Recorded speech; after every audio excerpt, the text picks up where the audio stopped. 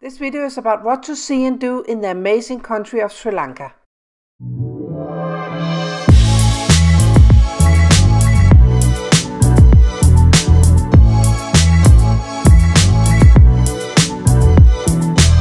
Sri Lanka is located in the southern part of Asia. Sri Lanka is an island where the closest country is India, located only 50 kilometers away from the northern part of Sri Lanka. And it lies like a little beautiful teardrop down below India.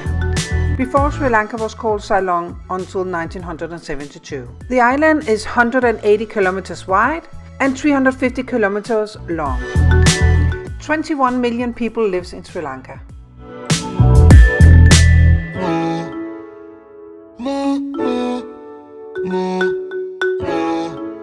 As a tourist in Sri Lanka, you can easily feel that you're the first white person to visit this beautiful country. The curiosity is overwhelming. But we are not the first white people on this beautiful island. Both the Portuguese, the Dutch people and the English people have been here before and put their colonial expressions all over, including magnificent buildings. The English people left Sri Lanka in 1948, shortly after India gained independence. The colonial empire left many footprints in form of private schools, school uniforms, tea plantation, bungalows, railways, and not least the English language, which makes the journey around Sri Lanka so much easier. Sri Lanka is a fantastic island to visit if you want some different experience on your vacation. If you both want to experience an impressive scenery, a fascinating history, colorful culture, tropical beaches, wonderful food, and all that, you can soak it up with some of the cutest and most real and nice people I have ever met on a vacation. Then you have the recipe for a perfect vacation, and you get all this in Sri Lanka. The landscape varies a lot in Sri Lanka. The highlands in the middle of the islands with the many beautiful high mountains and the flat terrain at the coast sides. And it will give you a scenery that will take your breath away time after time because it's so awesome and amazing. Sri Lanka has a tropical climate. Most of the country is dry with temperatures 25 to 30 degrees year round. Although there's a bit colder in the highlands in the middle of the island where it's about 2 kilometers above sea level.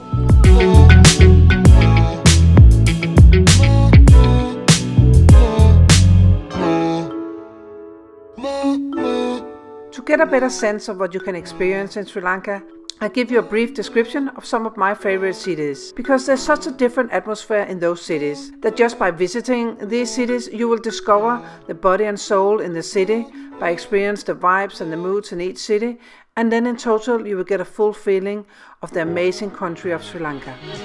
When you arrive in Sri Lanka, you most likely arrive in Colombo. Some choose to skip the big city by approximately 1.1 million inhabitants and go straight to the round trip in Sri Lanka. Or if they're on a beach holiday, they hurry down to lay on the beach. We chose to spend a day in Colombo, which I also recommend others to do, as the capital is so cool and vibrant. So don't forget to see my video about what we did in Colombo, so you can get some inspiration what I think you should do if you have a day or two in Colombo.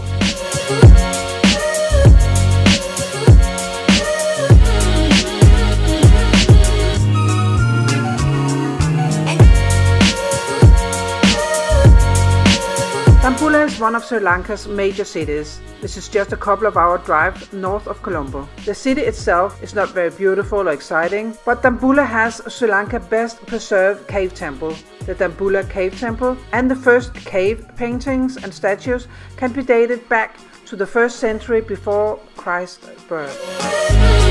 In addition, Sigiriya, or the Lying Rock, it's only half an hour drive away from Dambulla, located in the middle of the jungle, and is one of Sri Lanka's main tourist attractions. So it's definitely a good city you can visit, so you can see both these two great attractions. Kandy is Sri Lanka's spiritual center, and whether you are interested in world religions or not, do not miss a stay in Kandy. The city offers cultures, colors, and a lot of history. Kandy is located in the central Sri Lanka, in a valley surrounded by small mountains almost 500 meters above sea level. And Kandy is located around a larger lake. In the city, among other things, is the beautiful Buddhist temple of the two. In Kandy it's also possible to see some cultural dance shows, which are really worth watching. The next city I think is worth a visit is Nuwara. It's located in the middle of Sri Lanka, in the mountains where some of the best tea are grown in the world. So visit here means both access to many of the special tourist and nature experiences, and you will experience the wings of history in the Old English summer residence Nuwara. Here's the golf course, the Old English bungalows, the remains of what once was a horse racing track, and the city seems to be more English than England itself. And it's also where you can meet the workers who work all day at the fields to pick tea leaves on the beautiful fields that border the city and the mountains. If you're in the middle of Sri Lanka, I also recommend that you visit the small beautiful city of Eliya. Eliya is a small town with the most beautiful view, an easygoing and laid-back atmosphere that makes you relax. There is an opportunity for a cheap massage several places in the city, and the scenery around Eliya is simply impressive with the high mountains and the deep valleys. Just the atmosphere, the scenery and the extreme beautiful nature around Eliya makes it a tourist destination, and you cannot miss it if you're still in this part of Sri Lanka. Many travelers choose to stay in Eliya for a couple of days or 3 to relax and soak up the atmosphere.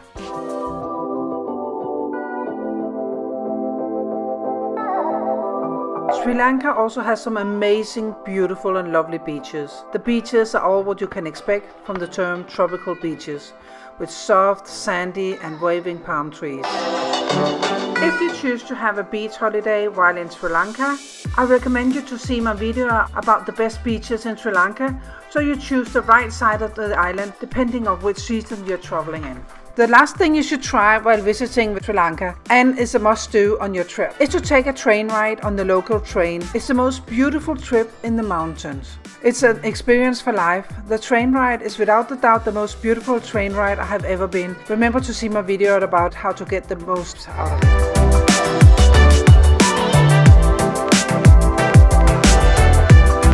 These were some of my favorite cities and things to do and see and experience on your trip to Sri Lanka. And don't forget to see the different videos about each city I mentioned to get more in-depth information. You can travel around Sri Lanka by the local buses and trains. It is the cheapest way and it's very easy, but it's also very time consuming. So if you have enough time on your holiday, this should be a fun and cool way to travel around.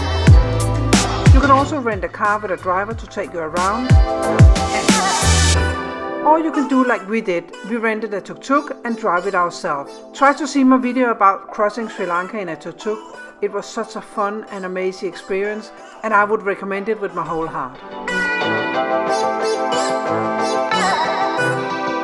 The food from Sri Lanka is inspired of the Indian cuisine, and you will find a lot of rice and curry dishes with vegetables, and you will find them in all kinds of different forms and shapes. Soup with bread, baked pancakes with curry and tomatoes. Everything is very nice, so look forward to the amazing Sri Lankan food.